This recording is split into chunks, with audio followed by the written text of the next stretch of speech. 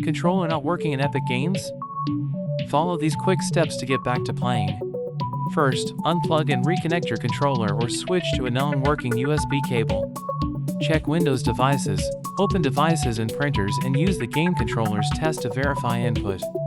Close the Epic Games launcher in your game, then reopen both to refresh device detection. Open the game's settings and switch input to controller or enable automatic controller detection. If you're on wireless, try a wired connection and a different USB port to rule out interference.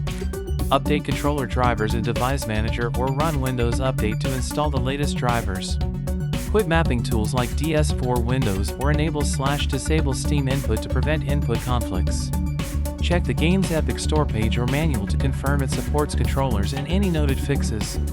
Reinstall the controller driver or update the controller firmware from the manufacturer's tool if available. Test the controller in another game or use the Windows Game Controllers tool to confirm inputs now register.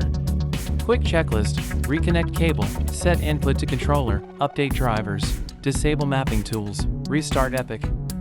Try these and enjoy your game.